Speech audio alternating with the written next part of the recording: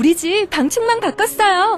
미세벌레 덤벼봐 먼지 모두 덤벼봐 촘촘해서 촘촘만 방충망은 촘촘만 예쁘고 통풍까지 좋아요. 방충망은 촘촘만 주식회사 텍스토머. 텍스토머 정품을 꼭 확인하세요. 우리 집 방충망 바꿨어요. 미세벌레 덤벼봐 먼지 모두 덤벼봐 촘촘해서 촘촘만 방충망은 촘촘만 예쁘고 통풍까지 좋아요. 방충망은 촘촘만 주식회사 텍스토머. 탄핵 반대 집회를 주도했던 태극기와 십자가의 동맹을 보면서 자괴감을 느끼는 기독교인들에게 기독교는 민주주의를 싫어하는지 아예 관심이 없는지 아니면 기독교도 민주주의를 지지하는지 답답하고 궁금한 시민들에게 호모 요쿠스의 저자 이병주 변호사가 시원한 질문과 명쾌한 답변을 제시합니다. 박근혜 사태와 기독교의 문제, 기독교인들에게 민주주의는 무엇인가? 도서출판 대장간. 100년 이상 살 수 있는 장수 어종, 캐비아를 낳는 어종으로 더욱 유명한 철갑상어. 이 철갑상어를 진액으로 만들었다는데 그 이름하여 사랑어.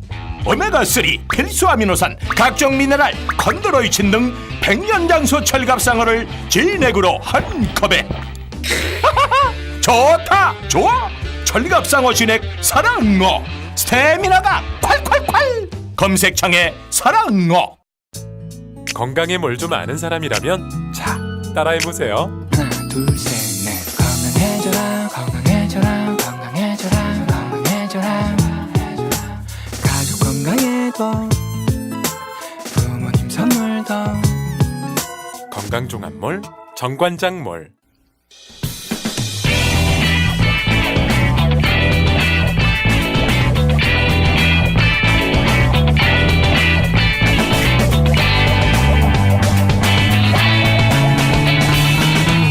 김어준의 뉴스공장. 법원행정처가 판사 동향, 성향을 사찰한 블랙리스트를 작성했다는 의혹, 소위 판사 블랙리스트 의혹이 있었습니다. 네, 그 이후 사법부에서는 많은 논란이 있습니다. 이 문제 저희가 오늘 짚어보려고 하는데요. 현직이십니다. 현 전주지법 군산지원의 차성안 판사님 스튜디오에 직접 모셨습니다. 감사합니다. 예, 감사합니다. 좋은 기회 주셔서 감사합니다. 예. 네, 저희도 섭외하면서 현직 판사님이 나오실까 했는데 그러니까 나오셔가지고 저보고도 나가지 말라는 충고를 하는 분도 많았는데 그렇겠죠. 예, 그러니까 저로서는 이제 할 수 있는 것들을 다 했고 이제 그럼에도 불구하고 계속 추가 조사가 거부되는 상황에서 참 선택할 수 있는 것들이 참 많지가 않아서 아고라에도 청원을 이제 그러니까요. 아고라에 청원도 직접 하셨고 저는 이제 현재 판사님들, 전재 판사님들은 이제 정치인 될 걸 하면 제가 스튜디오에 모시거나 한 적이 많은데 현재 판사님은 법복을 입으시고 이제 높은 데 계신 것만 뵙다 보니까 제가 피고로 앞으로 법정에서 뵙게 될지도 모르니까 제가 정중하게 모시도록 하겠습니다. 그렇게 되면 제가 기피하도록 하겠습니다. 기피하도록 하겠습니다. 자, 우선 이 언론에서 이제 블랙리스트, 판사 블랙리스트, 사법부에서는 다른 용어로 부르겠지만 블랙리스트라고 부르는 이 사건, 이 사건이 처음에 어떻게 시작됐는지부터 좀 설명을 해 주십시오. 그러니까 이제 항상 제가 3월 25일 국제인권법연구회라는 그 판사들의 연구단체하고 그다음에 연세대하고 같이 개최했던 3월 25일 토론회가 있습니다. 이제 행정처와 대법원장 입장에서는 되게 불편할 만한 그 제왕적 대법원장의 어떤 권한 분산이나 비대화된 행정처를 다시 구성해야 된다. 이제 그런 민감한 내용들을 다룬 토론회인데요. 사실 그거를 막기 위한 게 가장 컸습니다. 처음에 대법원장의 권한을 분산해야 된다. 그리고 사법행정처, 법원행정처가 이게 이제 문제가 많다. 근데 이제 그럴 경우에 현직 대법원장이 불편해할 그런 내용을 토론회를 3월에 열었다. 거기에 출발해요. 그런 다음에 무슨 일이 있었습니까? 그러니까 이제 그 토론회에서 또 하나 민감한 게 이제 설문조사 결과가 있었습니다. 설문조사. 그 법원 쪽 발표자의 이제 김 부장 판사님이라고 지칭하겠습니다. 그분이 그 전국 법관 3,000명, 그러니까 제가 알기로는 대법원장님 개인 메일까지 포함된 걸로 알고 있는데 대법원장과 대법관들까지 포함된 그 코트넷 내부 메일로 보내는 형태로 3,000명에 대해 설문조사를 했는데 그 내용 중에 예를 들어서 대법원장이나 사법행정권자의 어떤 의중에 반하는 의사표시를 하면 인사상 불이익을 받을 것이냐고 생각하냐 이렇게 물어본 거에 대해서 뭐 80% 이상이 그런 위험이 있다라고 답변하기도 하고 또 뭐 대법원의 어떤 판결, 상급심의 판결에 반하는 판결을 하는 경우 불이익을 받을 우려가 있다는 것도 뭐 40, 50 이렇게 나와서 사실 그런 거는 뭐 1, 2% 사실 나오면 안 되는 게 정상이거든요. 판사가 이제 자기 소신에 따라서 모든 걸 행동해야 되니까 그런 결과가 이제 언론에 공표되는 거를 막고 싶으셨겠죠. 예. 아하. 그러니까 전국에 있는 모든 판사들에게 한마디로 말하면 대법원장 눈치를 보느냐. 예, 약간 뭐 단순화하자면 단순하자면 이 그 판사님들 단순한 문제를 굉장히 어렵게 하셔가지고 제가 단순한 문제로 바꾸겠습니다. 대법관 눈치를 보느냐 판결할 때 본다 80%. 아니요, 그러니까 판결할 때는 그러니까 40에서 50 정도가 이제 그런 절반 정도는 보고. 그런데 그 결론으로 혹시 본인이 불이익을 당할 걸 걱정하느냐가 80%라는 거죠? 그러니까 아니죠. 그러니까 아닙니까? 이게 이제 재판과 사법행정을 구분하셔야 되는데 예를 들어서 뭐 상고법원을 도입하냐 마냐 이제 국민을 위한 재판제도를 개혁하는 거 뭐 예를 들어서 뭐 좀 자극적인 이슈긴 한데 정관예우 관련해서 어떤 대책을 할 것인가 이런 것들은 사법행정이라고 부릅니다. 재판에 영향을 미치는 중요한 행정이죠. 그다음에 이제 저희가 재판이라고 부르는 건 판결을 하는 건데 두 가지를 나눠서 설문을 했습니다. 근데 전자는 80%가 약간 그런 눈치 뭐 비슷한 걸 뭐 판결을 제어한 법원으로서의 이제 일처리들 행정 이 부분은 눈치를 보느냐 눈치를 본다. 그게 이제 좀 높게 나왔고 80%가 그리고 이제 재판 관련해서 상급심과 뭐 무관하게 계열 판사가 판결할 자유가 있는데 이제 그런 부분들에 대해서도 눈치를 본다. 그러니까 만약에 이제 달리 판결한다면 불이익을 받을 우려가 이제 있다는 게 40~50%가 나왔습니다. 그게 눈치 본다는 거잖아요. 뭐 표현은 뭐 알아서 하시기 바랍니다. 알겠습니다. 이제 그런 결과를 공표하고 싶지 않았을 것이다 그 토론에. 실제로 그 이제 국제인권법 연구회 이제 기획팀장이었던 그 A 판사 뭐 아주 훌륭한 판사인데요. 그 판사를 기획조정실의 요직 중인 요직입니다. 거기 이제 심의관으로 발탁을 해서 실제로 이제 그 양형실장이라고 불렸던 그 이 상임위원이라는 역시 고등부장이신데요. 그분이 실제로 그런 얘기를 했다는 게 이제 나중에 밝혀졌습니다. 그러니까 3월 20일 토론회를 가급적 작게 그다음에 설문조사는 언론에 공표되지 않도록 그런 노력을 해달라. 그러니까 좀 이상하죠. 그러니까 그 행사를 주관한 그 기획팀장이면 핵심 사람인데 그 사람을 심의관으로 발탁해서 오히려 그걸 막는 일을 맡기려고 한 거죠. 그렇군요. 그 행사를 조직한 핵심 인물을 좋은 보직으로 옮긴 다음에 그 행사가 작게 그리고 여론조사, 그 설문조사 결과가 공표되지 않도록 노력해달라고 했다. 그게 사직서를 내게 된 원인 중에 하나가 됐죠. 그럼 이 인터뷰를 했다는 것으로 불이익을 받을지도 모르는 판결은 아니지만 불이익을 받을지도 모르는 생각을 염두에 두셨겠네요. 당연히 자동으로. 아 이번에요? 그래도 어쩔 수 없다라고. 제가 죄송한데 제가 잘 들어본 적이 없습니다. 사실 죄송한데. 근데 이제 나중에 너무 다행입니다. 들어보셨으면 안 나왔을지도 몰라요. 근데 나중에 뭐 이게 되게 다른 기존에 제가 이제 좀 뭐 출연하거나 기고했던 언론과 달리 좀 뭐 약간 좀 세다거나 아니면 알겠습니다. 영향력이 이미 높다고 늦으셨고요. 이미 늦으셨고 모른 채 섭외가 됐다고 제가 알겠습니다. 그러면 그런 일이 있었어요. 막아달라고. 그 다음에 벌어진 일은 뭡니까? 이 블랙리스트 이야기는 언제 나오는 겁니까? 그러니까 이제 그 사단은 이제 그 뭐 A 판사가 고민을 하다가 이제 나는 그런 일을 못 하겠다. 이제 사직서를 냈고 그 다음에 이제 그거를 무마하면서 어떤 일이 발생했냐면 심의관 부임 발령 당일날 겸임 해제라고 해서 원래 법원으로 돌려보내는 인사명령이 났습니다. 근데 그거는 사법부 역사상 제가 알기로 처음 있는 일이라. 어떤 의미죠 그게 그러니까? 자른 거예요 갑자기? 못하겠다고 하니까? 타협이죠. 그러니까 뭐 그 사직은 좀 뭐 무마하면서 그럼 나는 이 일은 못하겠다고 하니까 어떻게 보면 또 본인 희망을 뭐 반영한 것도 있겠죠. 다시 돌려보낸 거니까 일선 재판으로. 이거는 그러니까 그런 부분이 저희가 잘 이해가 안 돼서 무슨 일이 벌어진지 정확하게 느껴지지 않는 건데 그러니까 그걸 무마해 달라고 했는데 그분이 그걸 못하겠다고 하니까 못하겠다면서 사직서를 내셨죠. 사직서도 냈고 그랬더니 그분이 좋은 보직에 갔지만 사실서 그 일을 하라고 저를 부르는 거라면 저는 못하겠습니다. 라고 사직서를 냈더니 그래 알았어 그럼 잘라 이렇게 된 거죠.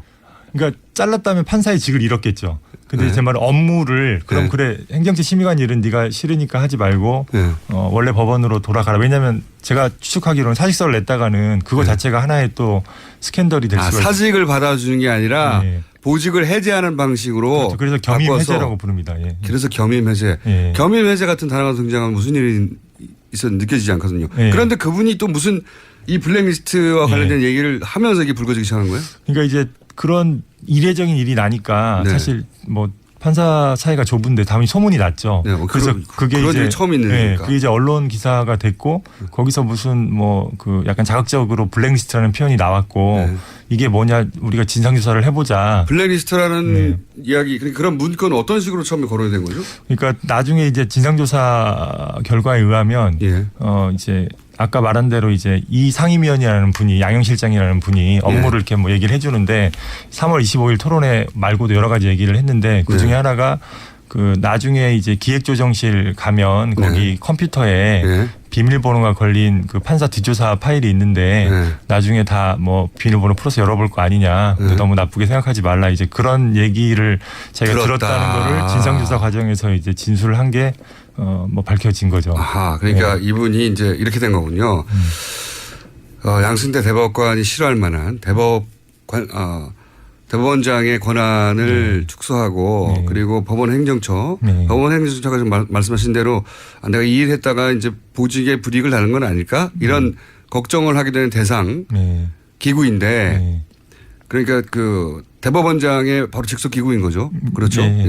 인사도 관리하고 뭐 하는 승진도 관리하는 말하자면.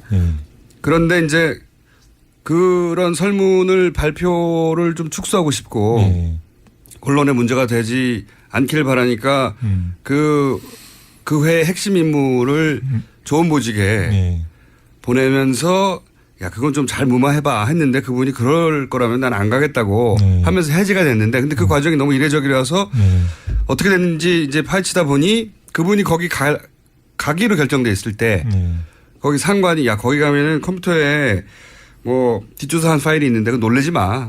그러니까 자기가 그 보직으로 갔으면 그 파일을 당연히 열어볼 수 있는 권한이 생겼을 것이고 보게 될 테니 놀라지 말라고 미리 언지를 주었다. 뭐 그런 식으로 답변을 했고 이제 약간 제가 조심스러운 거는 그 A 판사는 그 소위 말하는 그 인간 성격도 좋고 뭐 인품도 훌륭하고 재판도 아주 잘해서 사실 그 연구회 멤버가 아니더라도 뭐 그 요직에 갈만하다는 평판은 충분히 있는 뭐 알겠습니다. 반드시 미끼로 준 건 아니고 갈 자격이 있어서 갔는데 겸사겸사할 수도 있죠. 뭐 그럴 수도 있죠. 어쨌든 가서 그런 일을 시키니 나는 못하겠다고 했는데 못하겠다고 하기 전에 거기에 블랙리스트가 그러니까 라고 불릴 만한 판사 뒷조사라는 표현을 썼습니다. 판사 뒷조사 파일이 있어. 그러니까 놀라지 마. 비밀번호 걸린 뭐 이런. 그러면 판사들이 열받을 만하네요. 그러니까 이제 당연히 이제 그 연립을 받은 게 이제 근데 문제는 이인복 전 대법관님 10만이 꽤 높다는 분이셨는데도 불구하고 조사를 했어요. 그분이 조사를 했는데 실망스럽게도 물론 이제 사실관계를 많이 밝혀졌습니다. 그래서 뭐 예를 들어서 뭐 추가적으로 밝혀진 게 그 중복가입 금지라고 그 이제 행사를 주최한 그 연구회 회원수를 급감시킬 만한 그런 이제 조치 같은 것도 실행이 됐거든요. 그러니까 이제 전문 분야 연구회라고 이것도 되게 중요한 거에서 제가 좀 말씀을 드리면 법원의 판사들이 뭐 저는 형사법 연구회 무슨 뭐 의료법 연구회 그런 데 가입돼 있는데 원칙적으로 2개 이상 하나만 가입하고 2개 이상을 못 하도록 되어 있었는데 그게 한 10여 년 전부터 거의 사문화가 됐어요.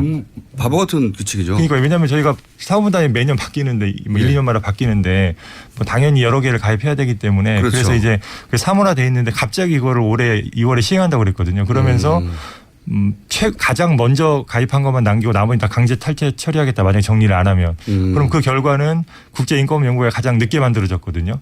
그럼 거기 회원은 그냥 반토막 이상으로 확 떨어지는 거죠. 근데 나중에 밝혀지기로는 그것조차도 3월 25일 토론회를 축소시키기 위한 조직적인 그것도 이제 대비 문건 2개까지 만들어가지고 대법원장을 불편하게 만드는 학회를 어떻게 제압을 할까. 근데 다들 판사들이니까 이게 불법적으로 할 수는 없고 그러다 보니까 있는 규정 없는 규정을 찾고 하다 보니 이미 사문화된 걸 끌어들이는 사실상 거죠. 동호회 2개 하면 안 돼 이런 거나 마찬가지잖아요. 그렇죠. 근데 이제 그게 심각한 거는 그러니까 고등부장으로 이루어진 그 서너 명의 그 행정처 실장들이 있거든요. 실장님들이 그 실장님들까지 다 포함한 또 저기 차장님, 처장님 뭐 처장님 대법관이시죠. 그런 회의에서 그런 문건을 만들어서 수차례 회의를 했다는 겁니다. 그러니까 말이 안 되는 거죠. 예. 판사들이 보기에 이게 무슨 조그만 동호회도 아니고 이게 무슨 짓인가 판사들을 상대로 하게 돼서 조사를 요청했는데 조사 결과에 이런 것도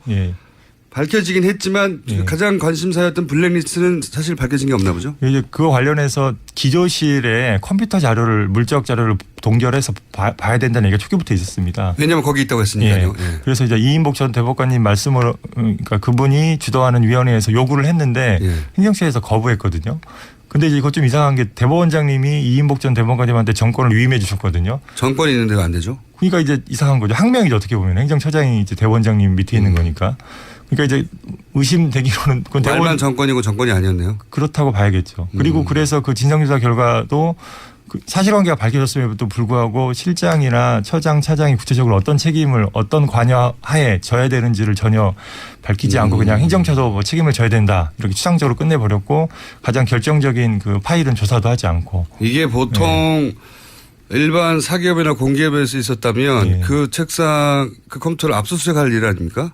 그리고 이제 실제로 이제 그 당시 판례까지 뭐 판사들이 철저해서 검토를 했는데 대법원 판례 중에 그 근로자의 어떤 문제가 있는 행위에 대해서 사용자가 긴급한 경우에 동의 없이 조사할 수 있다는 거에 대해서 대법원이 그거를 정당 행위라고 있습니다. 그래서 위법성을 조각시킨 예까지 있습니다. 그러니까 그런 것까지 제가 검토해서 요청을 드렸는데 안 된 거죠. 사법부 내에서 법을 어긴 거네요. 뭐 제가 보기에는 그건 사법행정권자라면 책임 있는 사법행정권자라면 반드시 조사했어야 될 요소 같습니다. 그래서 그러니까요. 아니 블랙리스트가 저 컴퓨터 안에 있다라고 믿을 만한 상당한 판사 이유가 뒷조사 파일. 그렇죠. 상당한 이유가 있다면 그거를 이제 뭐 프리징 그 상태로 얼린 다음에 뭐 더 이상 못 만지게 한 다음에 그거를 압수수색하서라도 그 포렌식을 하는 게 당연한 것이고 판사들 사이에서도 그건 상식처럼 여겨질 수 있는데 압수수색은 이제 좀 법적인 용어니까 정확히 얘기하면 사법행정권자가 자기 그게 만약에 일반적인 사건이었다면 그럼 법원 바깥에서 지금 뭐 서울중앙지법에 형사가 고소돼 있으니까 좀 민감해서 그렇군요. 그리고 저는 일반인을 기준 얘기하자면 바깥에서 벌어졌으면 압수수색할 만한 사안인데 당연히 조사했겠죠. 그렇죠. 그런데 거기서는 자체적으로 조사를 했는데 그 컴퓨터 정작 그 컴퓨터를 조사를 못하겠다. 그래서 판사님들이 따로 모였잖아요. 전국 판사들이. 그게 1차 회의라는 거 아닙니까? 그죠? 맞습니다. 전국 판사들이 이게 이해가 안 된다. 이러면 안 되는 거 아니냐. 그래서 이례적으로 전국 판사들이 모여서 뭘 의결했습니까? 그러니까 일단 이 언론을 보면 이제 뭐 사법파동이 난다 안 난다 이런 기사가 있는데요. 지금 역대 사법파동 중에 가장 많은 판사회의가 열렸고 단기간에 그다음에 사실 전국법관 대표회의가 이런 식으로 95% 이상 선출돼서 된 것은 없습니다. 이건 사법부 역사상 사실 처음이고 굉장히 많은 사람이 참여했다. 이건 뭐 전례가 없습니다. 이건 그렇게 해서 아까 말씀드린 거하고 똑같습니다. 일단 구체적인 인적 책임을 규명을 해라. 도대체 처장, 실장, 차장이 어떻게 관여했는지 회의를 수차례 했다고 하는데 그래서 그걸 위해서 우리가 그 진상조사위원회 뭐 부족하지만 뭐 이인복 전 대법관이 이끌었던 그 진상조사위원회의 원 자료를 보겠다. 그다음에 두 번째가 자료가 삭제됐다는 소문이 좀 났습니다. 그러니까 뭐 삭제됐을 그 염려가 되네요. 뭐 깡통 컴퓨터를 받았다는 소문이 좀 났는데 저도 진위는 모르겠습니다. 근데 그렇다면 디지털 포렌식 까지 염두에 둔 방식을 제안해서 당연히. 그래서 증거보존 조치를 하고 우리한테 조사권을 위임해 주면 판사들이 그 내용을 직접 보겠다. 그 위원들 몇 명이. 가장 법을 잘 아는 집단이 모여서 우리가 법대로 하겠으니까 우리한테 그런 권한을 달라 이런 요구를 한 거네요. 그게 첫 번째 추가조사 결의와 그다음에 이제 책임규명에 관한 책임규명 결의였고 그다음에 이제 앞으로 이런 일이 재발되지 않으면 견제장치가 필요하다. 그렇죠. 그래서 이제 그 전국법관대표회가 모델로 한 미국에는 뭐 이런 게 이미 다 있습니다. 선진국에는. 그래서 미국 연방법관대표회의라는 게 있는데 그거 비슷하게 이제 만들어서 우리가 상설화하자. 그게 바로 전국법관대표회 상설화 얘기였습니다. 전국법관대표회의를 상설화해서 행정처를 축소시키고 견제하자. 법원 내 민주주의 장치를 만들어서. 지금은 법원 행정처라는 게 뭐 대기업의 인사과 같은 거잖아요. 말하자면. 그렇죠.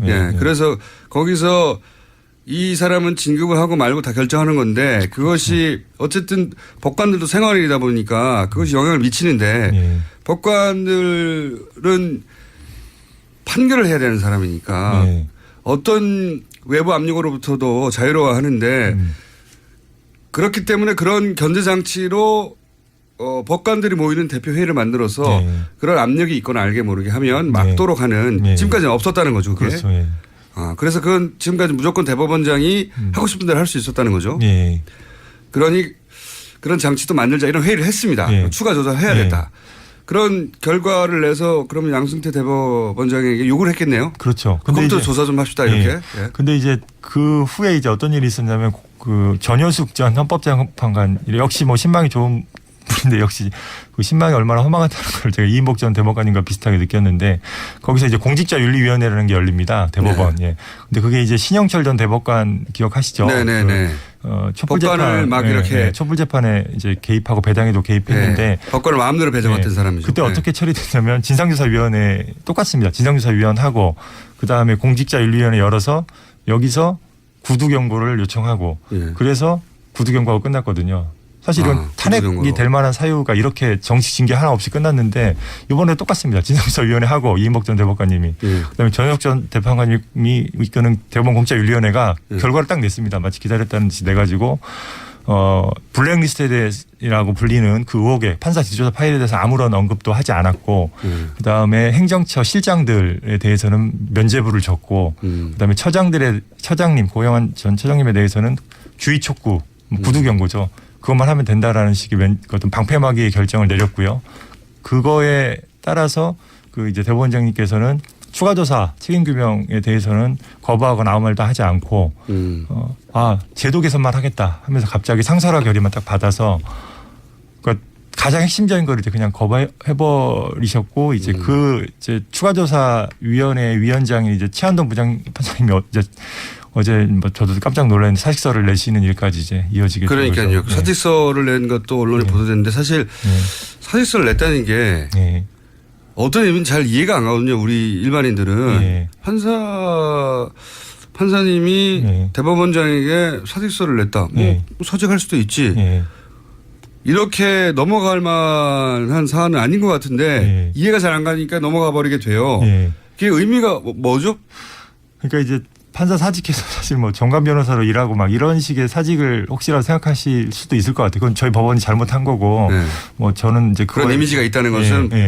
근데 이제 아까 A 판사가 그런 부당한 지시를 받았을 때 결국 할 수 있었던 게 뭡니까? 무력한 상황에서 사직서밖에 없거든요. 그러니까 이제 이분도 이게 말하자면은 그런 정당한 요구를 하고 정당한 조사를 해달라고 대법원장이 요구했음에도 그게 무시당하니까 할 수 있는 거라고는 판사들 현직 판사들은 사직이라는 것으로 항명하는 겁니까? 말하자면 항의하고. 그러니까 다른 법관들과 그다음에 국민들한테 내가 사직서를 쓸 테니 제발 이 일을 좀 관심을 가져달라. 그분이 쓴 글을 보면 절절하게 제가 감동한 게 2009년에 우리가 그런 식으로 내부의 자정을 못하고 넘겼다. 우리가 또 2011년에 그렇게 또 넘긴다. 그럼 우리 사법부가 과연 그러니까 제대로 기능할 수 있을 것인가 이제 이런 게 담겨 계시거든요. 사실 그 말씀을 하면서 이렇게 눈물이 글썽글썽하시고 갑자기. 법관들한테 굉장히 중요한 내용이군요 이게. 그러니까 저도 그 아고라 청원 글에 이제 첨부한 글이 있거든요. 근데 거기에 제가 페이스북에서 제가 만약에 이 일이 사법부에서 묻힌다면 판사직을 내려놓을지를 제가 진지하게 고민하겠다. 저는 결심이 굳지 못해서 또 안에서 계속 노력은 해봐야 되지 않겠냐는 생각으로 이제 적어도 올해 말 내년 초까지는 계속 노력을 이어가야 된다고 생각을 해서 그렇게 썼는데 그러니까 이제 어떻게 보면 이제 최한동 부장판사님 같은 경우는 저는 결코 나가서는 안 될 분이라고 생각하고요. 법관의 독립이 침해되는 상황에서 항상 중요한 역할을 해오셨고 이번에도 그렇게 하신 걸로 저하고 친분은 없습니다. 그래서 사실 대법원장님께서 그 사직서를 저는 받지 않으실 거라고 믿고 싶고 오히려 이제 이런 참담한 상황이 벌어지는 거에 대해서 다시 한번 숙고해 주시고 이런 추가 조사나 이런 부분들도 마음을 좀 돌리셔야 되지 않나 그런 생각이 그게 듭니다. 이제 일반인한테 잘 전달이 안 되니까 하도 답답해서 아고라 청원도 하신 거고 그렇죠. 하도 답답해서 이상한 방송에 섭외를 받았는데 이상한 방송 진짜 제가 듣질 않아서 잘 모르겠습니다. 죄송합니다. 다행 저는 다행이라고 생각합니다. 평상시 들으시면 안 나오셨습니다. 안민석 의원 방송 이렇게 들었으면 안 나오셨을 수도 있습니다. 나와주셔서 다시 한번 감사드리고요. 이게 사법부 가장 그러니까 입법 행정사법부 중에 그나마 가장 독립적으로 운영되는 거 아니냐. 정치적인 영향이 있지 않고라고 생각하던 사법부도 사실은 결코 독립적이지 않고 사법부 내에서도 판사들의 성향을 조사해서 뒷조사를 하고 있었다면 이게 말이 되느냐. 도저히 참을 수 없다 판사들이. 그래서 헌정사상 가장 많은 사람들이 모여서 물문을 토하고 조사하라고 하는데 조사는 안 이루어지고 있고. 근데 일반인들은 모르고 일반인들은 모르죠 잘 무슨 내용인지. 그래서 답답해서 나오신 건데 그래서 국정조사를 요구하자는 얘기도 했다고 제가 들었어요. 우리끼리 이게 해결 못할 일이면 국회 국정조사라도 요구하자. 그러니까 이제 재판과 사법행정이 구분되기 때문에 사법 재판은 뭐 관여할 수 없는 부분이고 없죠. 사법행정은 예를 들어 뭐 상고법원 이슈 같은 경우도 국정감사 대상이 됐거든요. 그러니까 저도 법률적으로 국정감사나 조사 대상이 된다는 건 뭐 인정하고 사실 필요성도 만약에 추가 조사가 결국 뭐 내부에서 좌절된다면 뭐 그런 식의 요구가 올라갈 거라고 생각하고 저도 그 정당성 자체는 부인하기 힘든데 판사로서는 좀 참담한 상황이라서 피하고 싶은 거죠. 뭐. 3건 중에 하나인데 스스로 문제를 해결 못해서 입법부에다가 도움을 요청하는 거잖아요. 이 문제, 이 행정 문제 해결이 안 되니까 와서 해결해 달라고 굉장히 심각한 문제, 사법부가 굉장히 위기에 처해 있다. 이해했습니다. 이해했고요. 오늘은 여기까지 해야 될 것 같은데 저희가 이제 2차 회의가 있죠. 2차 회의 결과 또 양승태 대법관 어떻게 반응할지 모르겠는데 만약에 여전히 별다른 반응이 없으면 다시 한번 나와 주십시오. 고민해 보겠습니다. 그리고 이제 그 제도 개선도 분명히 중요합니다. 그러니까 뭐 법원장을 호선하거나 사무분담을 판사의 운영위원회를 뽑아서 하도록 한다든가 이제 뭐 고등부장 승진자를 없애다든가 이런 부분들에 대해서도 계속 관심을 가져주시면 감사하겠습니다. 알겠습니다. 그 전문적인 내용은 2차 회의 후에 대법원장이 받아들이지 않으면 그때 나와서 다시 한번 말씀해 주십시오. 하여튼 생각 적극적으로 고려하고 있습니다. 알겠습니다. 오늘 말씀 감사합니다. 지금까지 전주지법 군산지원의 차성한 판사였습니다. 감사합니다. 감사합니다. 오빠, 우리 어디 가는 거야? 정수 가지. 와, 우리 말 타러 가는 거야? 그렇게 좋아? 고민하지 말고 장수로 오세요. 온 가족이 즐기는 승마 체험과 국내 최대 규모의 말역사 체험관 등 장수에는 정말 볼 것, 누릴 것들이 넘쳐난답니다. 말의 심장 소리를 직접 느껴보는 장수에서의 하룬 여행. 장수는 항상 가까이 있습니다. 주말 여행은 장수로. 승마 체험 예약은 063-350-5486. 또 떨어졌어. 너 또 입사 시험 봤어? 아니, 차량용 핸드폰 거치대 말이야. 여러 개 사봤는데 실패의 연속이야. 떨어지고 시야 가리고 운전석에서도 멀고 뭐 좋은 거 없을까? 싼 것만 찾으니까 그렇지. 제대로 된 거 하나 사서 편리하게 쓰는 게 더 낫지. 그런 게 있어? 그럼 있지. 1, 2, 3 할 때 2. 힘 세다 할 때 힘. 2, 힘. 2 힘? 2배로 힘이 세다는 건가? 네이버 검색창에 2 힘을 검색해보세요.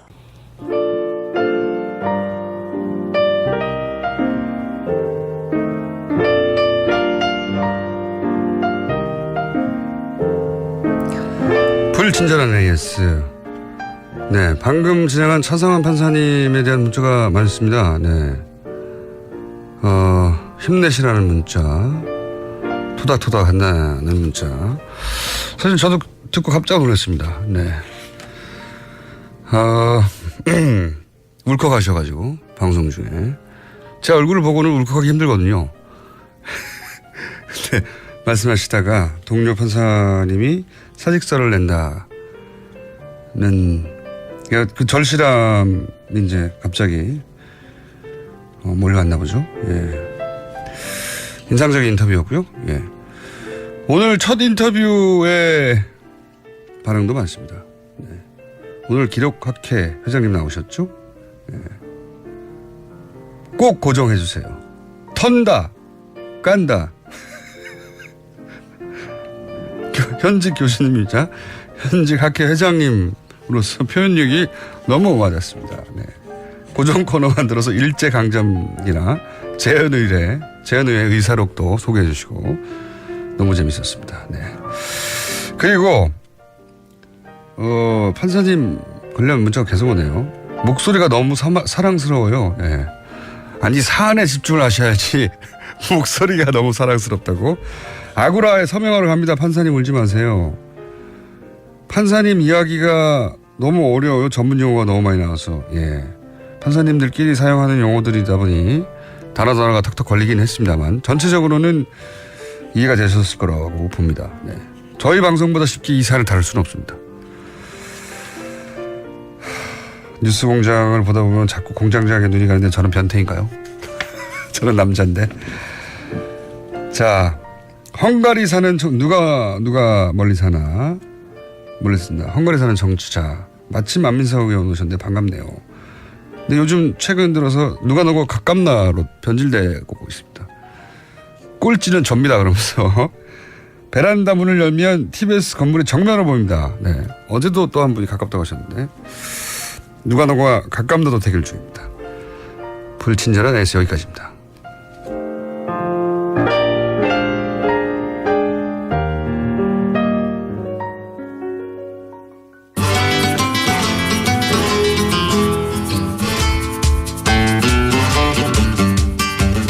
뉴스공장의 영원한 고정입니다. 네. 황교익 마클레임스 나오셨습니다. 안녕하십니까. 안녕하세요. 네. 초기엔 저희가 이제 신화를 깨부신 역할을 많이 했는데 네. 최근에는 바쁘고 불성실해져가지고 깨지는 신화가 잘 없어요. 별로 그렇게 열심히 나왔잖아요. 저처럼 열심히 나온 출연자가 없을 텐데. 굉장히 억울한 표정으로. 네. 다른 얘기하기 전에 네. 사실 이게 진행된 지가 한 몇 주 된 걸로 아는데 저도 안 들어가지고 네. 주말 특근이라고 저희가 있어요. 예, 저 한 번 했었어요. 네, 그게 이제 모르신 분들이 있을 것 같아서 제가 주중 방송에서 한번 알려드리는데 토요일 날 1시간 동안 네. 일주일간의 핵심적인 방송을 리바이벌을 하면서 저희 패널들이 직접 진행을 합니다. 이번 주는 제가 해요. 그러니까요. 네. 내일 직접 하신다면서요. 예, 그 재활용 방송이라고 볼 수 있죠. 주말 특근 네. 재활용 방송. 진행을 제가 하는 게 아니라 저희 패널들이 하시고 경쟁이 심합니다 이게. 그래요? 예. 제법. 그럼 굳이 제가 안 해도 되는데 다른 분들한테 양보할 수 있어요. 뭐 주말이라고 뭐 특별하게 출연료를 높여주는 것도 아닌 것 같고. 아직 모르셔가지고 주말에 방송이 있는지 모르시는 분이 있는데 토요일 날 1시간을 한다. 그래요? 예. 그리고 그때는 제가 아니라 패널들이 직접 진행하면서 보통 저를 까죠. 자, 처음으로 고지합니다. 이미 진행하고 있습니다. 내일은 황교익 마클레미스트가 진말 특허를 진행한다고 하고 오늘 주제는 뭡니까? 뭐 지난주에 사실 삼계탕 이야기 하려고 나왔었는데 개고기 얘기만 하다가 개고기 이야기 하려고 했습니다. 또 내일 중복이죠. 네, 중복입니다. 그래서 그런데 왜 초복, 중복, 말복을 나눴을까요? 고기 먹자고. 굳이 3번을 나눠가지고. 여름이 사실 길어요. 길죠. 우리 한반도 여름은 특히 습하고 막 더 습해졌어요 요즘은. 네, 막 축축 처지죠. 이럴 때 복나라의 풍습들은 우리는 뭐 예전에 조상들이 뭐 속 걸어놔놓고 뭐 개만 잡은 거로 이렇게 이야기하는데 그렇지 않거든요. 천엽이라는 게 훨씬 더 많았죠. 천엽. 네. 개울 옆에서 요즘처럼 뭐 물고기가 뭐 그렇게 귀하고 이러지 않고 그냥 물반 고기 반이었을 때 그때 대충 물가에서 뭐 해작거리면 뭐 물고기는 상당히 많이 잡거든요. 그걸 솥에 넣고 우거지, 시래기 넣고 된장 풀고 뭐 이게 적당하게 뭐 있는 그대로 이렇게 넣으면 그냥 맛있는 이거 탕이 하나 되거든요. 그거 이제 훌훌훌 겨울 옆에서 먹으면서 일종의 피싸하는 거죠. 그 긴 여름을 이제 3번 그 정도 이렇게 넘기면 또 농사하는데 좀 도움이 되고 뭐 이러니까 막 이게 3번. 일부러 계기를 만들어서. 예, 그렇게. 중복이라고 해서 뭐 초복과 다른 것도 없는데. 그렇죠. 그래서 그 개고기가 강력하게 우리한테 머릿속에 이제 들어오는 게 이제 산업화 과정에서 아마 천엽이라든지 이런 것은 이제 뒤로 물러나면서 그게 조금 이제 눈에 보이기 시작했고. 또 해외에서도 뭐 비난을 많이 하고 뉴스가 많이 되고. 근데 보신당 개고기에 대한 거부는 이승만 정권 때부터 있었어요. 그래서 뭐 기독교인들이 특히 했죠. 그래서 뒤로 자꾸 못 먹게 하니까 그 대체로 나온 게 이 삼계탕이에요. 아, 삼계탕이 이렇게 오래되지 않았습니까? 오래되지는 않았어요. 그러니까 복날에 닭을 잡아먹는 풍습은 옛날부터 있었던 거거든요. 네, 그런데 이 닭 탕에다가 그 삼계 인삼을 강조하는 삼자를 앞에 놓고 뒤에 개탕이라고. 저도 처음에는 숫자 3인 줄 알았어요. 인삼에 3인 줄 모르고 뭔가 세 가지가 들어가나? 그래서 삼계라고 했나요? 그렇죠. 이게 삼계탕이라는 이름으로 등장하는 것은 1970년대요. 그 이전에도 이와 유사한 음식이 등장하기는 하는데 그때 이름은 개삼탕이에요. 닭이 먼저고 인삼은 뒤죠. 그러니까 원래 이름대로 그러니까 이 삼계탕을 보면 안에 인삼 그 쥐꼬리만한 거 하나 냄새만 나죠. 그렇죠. 냄새만. 달랑 하나 들었잖아요. 그게 인삼이 주 재료가 아니라 보조 재료죠. 그 안에 들어가 있는 뭐 황기나 대추나 밤이나 마늘이나 뭐 그 정도의 역할밖에 안 하는 거거든요. 인삼이. 그런데 그걸 앞으로 삼계탕이라고 내놓기는 사실 마땅하지 않은 거죠. 근데 왜 70년대에 그게 개삼탕 3이 앞으로 나온 거죠? 인삼이 보양 음식으로 인식되기 시작하고 인삼을 대량 재배해서 민간에서 흔히 먹기 시작하는 그 시점이 1970년대입니다. 역시 또 산업화. 그렇습니다. 상품화하고 연결된 거죠. 그렇죠. 그런데 인삼을 재배하다 보면 그 뭐 3년간 5년간 뭐 이런 것까지 빼내기 그 전까지 중간에 이렇게 솎아내야 되거든요. 처음에는 좀 많이 뿌렸다가 그래서 그 작은 거 1년짜리 이런 것을 미삼이라고 그렇게 이야기를 해요. 그런데 이런 것은 별로 그 상품 가치가 없었는데 채3이 되지 못한 그렇죠. 약한 놈들. 근데 이걸 그때 이제 냉장 유통하는 이제 시스템도 만들어져요. 그냥 수삼 상태로 여름에는 이렇게 운송하는 게 그냥 썩어버리거든요. 인삼이 의외로 수분이 많습니다. 잘 썩는군요. 그래서 뭐 근삼이나 홍삼 상태로 보관하고 유통을 했었는데 70년대 들어오면서 수삼 형태로 운송 보관이 가능해지니까 이걸 본격적으로 닭에다가 이걸 넣고 삼을 앞에 내세우자. 그렇죠. 그래서 그리고 인삼이 보양식에 굉장히 좋다. 그렇죠. 라고 신화가 만들어진 게 그렇게 짧습니까? 역사가? 뭐 길게 봐서 한 50년, 뭐 짧게 한 30년, 40년. 삼계탕은 적어도 막 2000년, 3000년 된 줄 알았더니 50년이네요. 예. 그 조선의 문헌에 삼계탕 이런 거 존재하지도 않고요. 그런데 그 닭을 구워서 먹는 탕이기는 한데 그러니까 조선에 비해서는 사실 우리가 뭐 인삼 하나 들었다는 것 뿐이지 그렇게 맛있는 닭 음식으로 먹는 것은 안 해요. 음식이 발달한 건 아니다. 더 그렇죠. 고도화되고. 그렇죠. 세련되신 게 아니다는 거죠. 조선시대보다 오히려. 그 삼계탕 안에 뚝배기 하나에 닭 한 마리 달랑 들어가 있잖아요. 밥이랑 몇 가지 재료들. 닭 한 마리 뚝배기 안에 들어가는 닭 사이즈 그게 닭인가 하는 생각 한번 해보셔야 돼요. 작죠. 거의 병아리 단계에서 갓 벗어난 중닭 정도. 그 중병아리라 그러죠. 그 정도거든요. 저도 닭을 키워봐서 압니다. 한 20며칠. 대한동물 왜 그 삐약삐약 그 초등학교 앞에서 팔았잖아요. 보통 죽잖아요. 그렇죠. 제가 키운 건 닭으로 컸어요. 닭으로 컸는데 열심히 키우셨네. 제가 잡아먹은 건 아니고요. 사고사를 했거든요. 사고사를 해서 제가 묻어주려고 그랬는데 어머님이 끓였어요. 그거 드셔야죠. 눈물을 흘리면서 맛있게 먹었죠. 그 먹는 식용가충은 반드시 먹어야 됩니다. 죽으면 먹어야 됩니다. 그 20며칠짜리의 닭을 이렇게 한 마리라는 느낌으로 먹어요. 옛날에 20며칠짜리 그걸 연계 뭐 이러거든요. 그 연계라는 말이 나온 것은 옛날에 이제 연한 닭 연계라는 말에서 말이 연계로 나중에 영어가 붙어가지고 연계가 된 바뀐 겁니다. 이 연계라는 게 복날에 먹는 닭이라고 그거는 이제 조선의 문헌이나 이렇게 등장을 해요. 그때는 연계였는데. 연계. 여기 왜 연계냐면 복날 되면 딱 맛있는 닭이 만들어지는 게 봄에 병아리 깨서 이걸 키우다 보면 복날쯤 오면 보통 한 3개월 이상 정도 돼요. 한 100일 정도 이 정도 이르거든요. 이때 되면 닭이 가장 맛있어요. 100일 된 닭이. 그러니까 적어도 3개월 정도는 키워야 되는 거죠. 근데 그 넘어가면 닭이 질겨져요. 가끔씩 그 시골에 가서 토종닭 판다고 하는 집에 네. 가서 막 돌아다니는 닭 잡아서 장닭들이요. 2시간 이렇게 사람 공격하는. 그렇죠. 그 끓였는데 막 이 이빨도 안 들어가고 뭐 고무 같은 이런 거 있죠. 맞습니다. 예. 그런 닭은 적어도 한 1년 정도 이렇게 자란 닭이거든요. 그러니까 오래 키운 닭은 닭이 아주 질겨.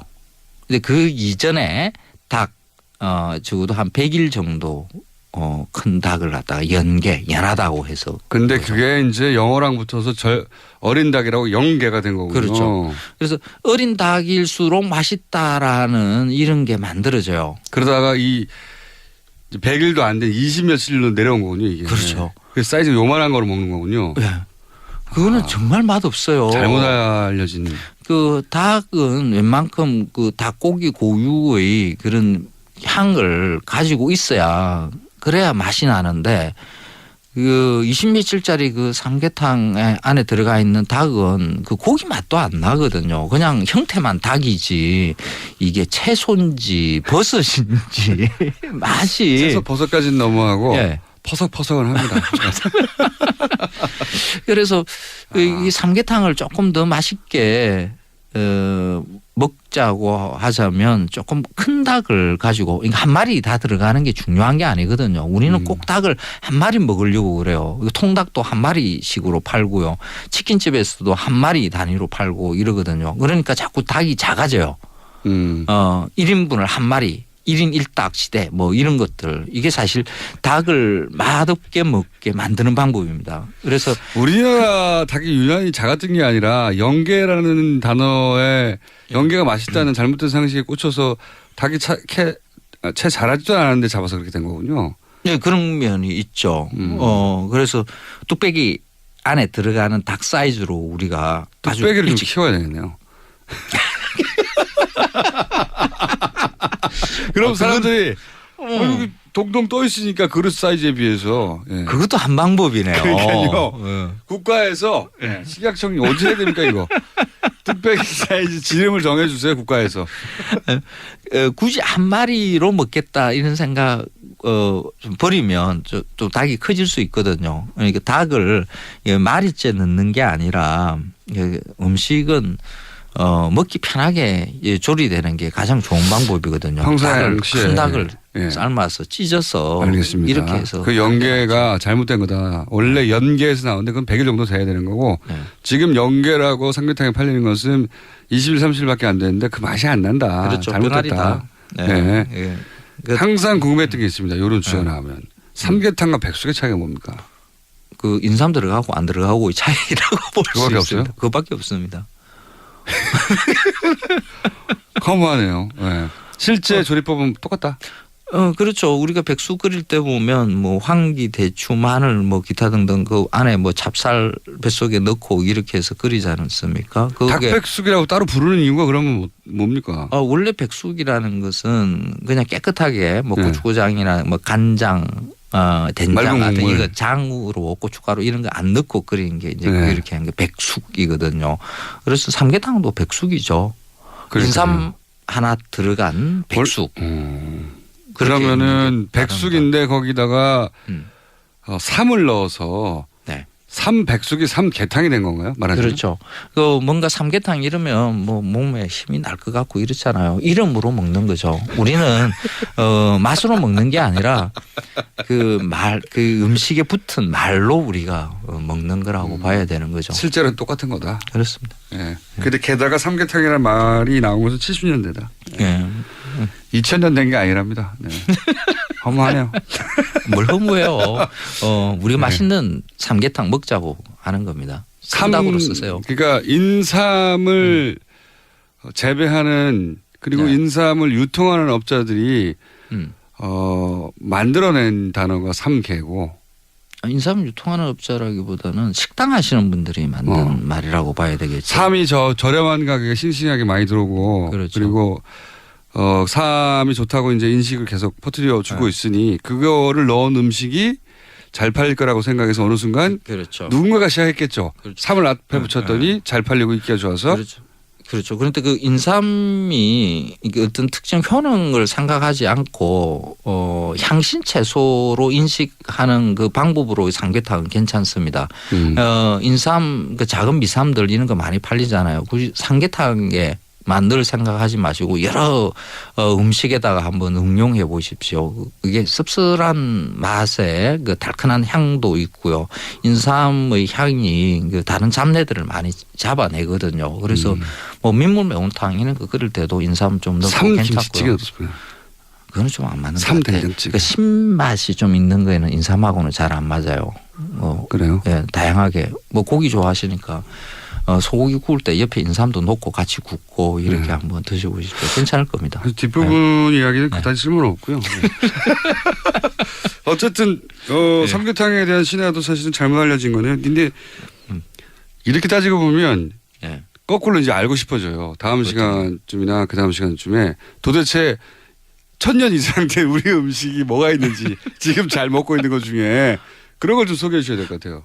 당군 그 할아버지가 먹던 음식 그 중에 지금도 내려오는 음식이 하나 있어요. 하나가 뭡니까? 여름 음식이 있거든요. 그거 다음 시간에. 다음 시간에 이야기해 드릴게요. 네. 5000년 된 거 알려드릴게요. 이제 몇십 년 된 거 말고. 지금까지 황교익 칼럼니스트였습니다. 감사합니다. 고맙습니다. 네, 차상원 판사님 아고라에서 청원 중입니다. 관심 가져야 할 사안 같고요. 검색어도 1위네요. 김어준이었습니다. 월요일 뵙겠습니다. 안녕.